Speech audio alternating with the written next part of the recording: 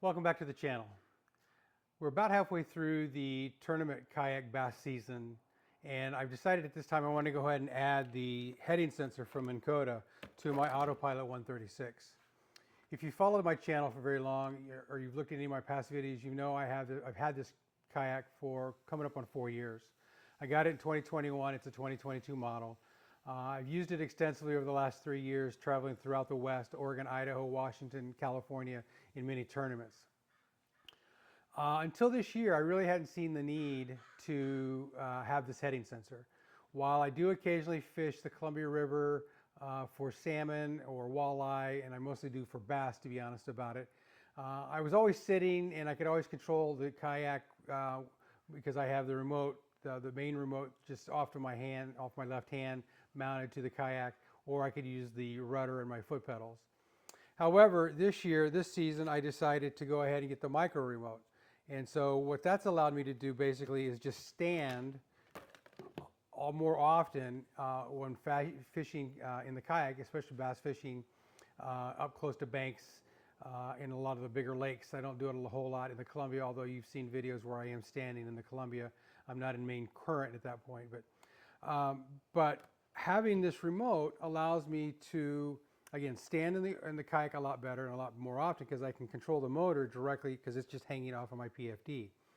So with that, I've come to the conclusion that this heading sensor is going to allow me to do a lot more of what I want to do, because quite often I'll get into a situation where I might just be off a little bit from where I want to be, and this heading sensor with that jog feature, forward and aft, left or right, allows me to move in those 5 feet increments. And I can do it while still standing. I don't have to sit down. I don't have to reposition the kayak, which is always a big pain in the butt because I do use spot lock quite often.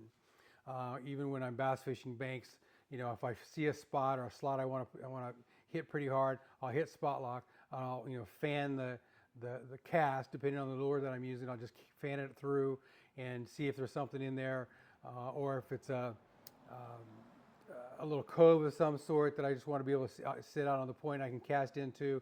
This allows me to position, again, using that jog feature and going left, right, forward, or back in those 5 foot increments. So I'm going to do a video on this micro remote because for me in this AutoPilot 136, this has truly been a game changer. It just allows me to see the water, see what's underneath the water as far as weed lines and drop-offs, you know, especially in really clear water. This allows me to stand and I can see that a whole lot better than I was ever able to do while sitting in the kayak. So we're going to go ahead and install this. I've already done a little bit of prep work. And then, so what I'm going to do is I'm going to reposition this camera so you can see that. We have the heading sensor, so that's already out of the box. I've got some sealant that I'm going to use, obviously my tools. I'm going to utilize my main battery, or excuse me, my electronics battery, the same battery that I use for my other 2 Garmin units, my 106 SV and my 73 SV, as well as my life scope. I'm going to plug that all into the same yak power system, which is mounted here on the right side of the seat. And then so I'll just cut the wire because obviously that's a very long wire that I don't need, and I'll just use the yak power plug because that's already set up in that yak power system.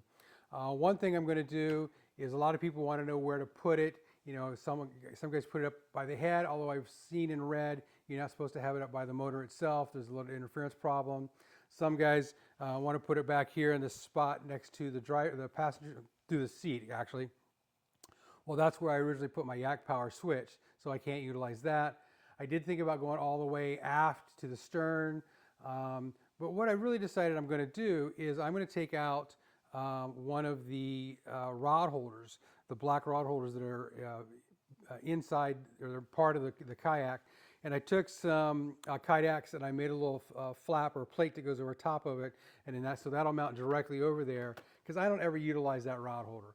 I utilize all my space as sparingly as I possibly can, and because I run 10 rods on my black pack, my Yak Power, or my Yak Attack black pack, geez.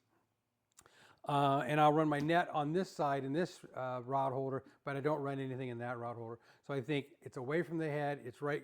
It's close to the power where the battery is, which is actually underneath the seat. No, it's actually right here. So anyway, so I'm going to reposition the camera. I'm going to set it up, and then we're going to get this install going.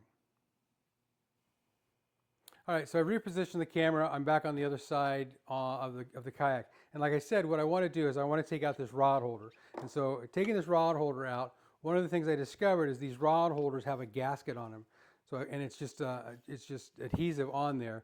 So I kind of slowly peeled it off so I didn't stretch it and pull it out. And I replaced that gasket directly on where this hole is. Because what I'm trying to do is avoid any extra holes. I don't usually have a problem drilling holes in my kayak, as you've seen again in past videos. But if I'm going to utilize this space, I might as well utilize it to its full potential. So again, one of the things that I've already done is I took some kayaks and I've already prepped this up. I took that gasket and I created an outline. I cut it over here on the bandsaw, sanded it all up. So it's going to go directly over top. And so all I'm going to have is a small little hole here. So that little 1/4-inch hole is going to go for the power cable for the heading sensor. So it's super simple. It's just going to screw in, and I'm going to put this down through the top here and feed it through. Again, I'm going to solder this up as soon as when I pull it back out here with the yak power adapter, because it's going to plug directly into the yak power switch, so that when I power up my electronics when I'm out on the water, I just hit another button, and this is what's going to power this heading sensor. I'm basically going to steal the port that I use for my blue lights that I have for the interior of the boat. Frankly, I don't ever use them. I don't know, for whatever reason, I just don't ever use them. I've always got a headlamp on or some other lighting mechanism. In my pocket, I have a flashlight, and I just don't ever use those blue lights. So I'm going to utilize that port on the yak power switch and then hook this up. So I'm going to go ahead and get this hooked up. Again, super simple. This is going to mount. I've already aligned it all up. Run the wire through the hole, solder it up, and it's going to be as simple as that. So I'm going to go and get that done, and we'll get going here in a bit. All right, so we've got this thing all installed. Super, super simple. Only the 2 wires, positive and negative, that goes to the power. So I wired it up. It's running into where my battery power, my switch is, which obviously is going to connect to my battery. Currently it's on. All I have to do is hit the midship button on my yak power. The light is on. I've already paired this. Again, super simple. Once you have power, you've got it installed. You press the blue button or the pair button here on the puck. You go up to the front of the motor and you press and hold the pair button there. And as soon as it beeps, you're all done. Then you just come back and you confirm that it's going to blink once every 3 seconds, which is what it's doing right now. I have cycled the power on and off. It automatically pairs as soon as you put power to it. So it's really that super simple. Next time I'm on the water, I'll get the camera out, and which hopefully will be later this week, but we'll add to this video as well, and we'll show you how to calibrate it.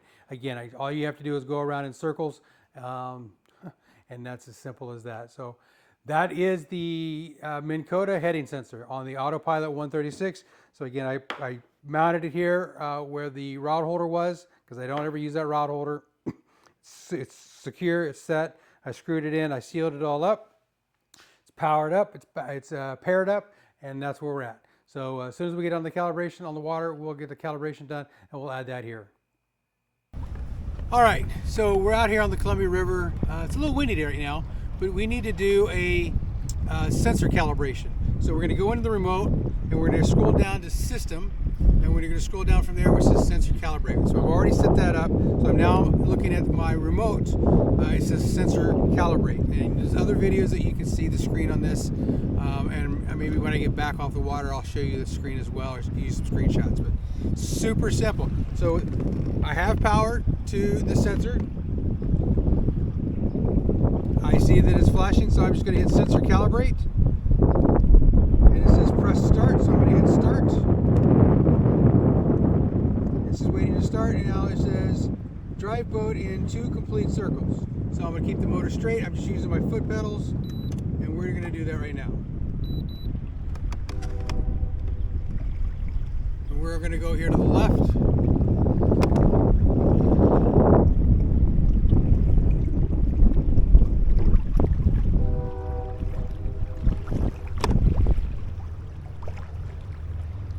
We have a little bit of a current, obviously kind of sliding this around, but we're getting according to the screen here, we're getting this accomplished. So it's turning around.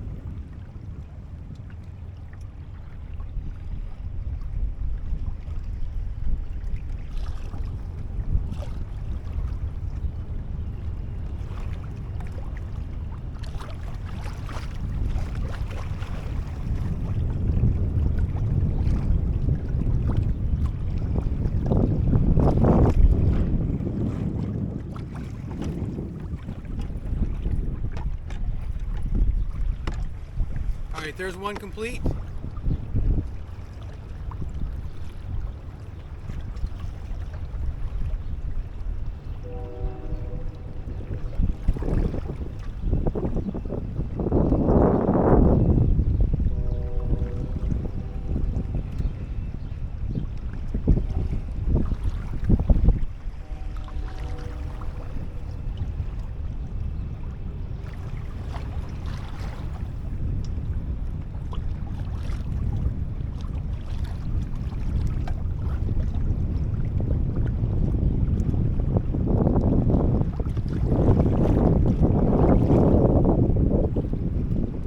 All right, there's two complete. It says calibration successful. Please perform sensor offset. In a kayak, I read that it's not necessary. So I'm going to just go back on this, hit the back button, all the way back, and we're done. So it's as simple as that. So that's the heading sensor, the Garmin heading sensor calibration. You saw in the first part of the video how we installed it, and then we just did the calibration too. We're done with this process, and now let's go back fishing.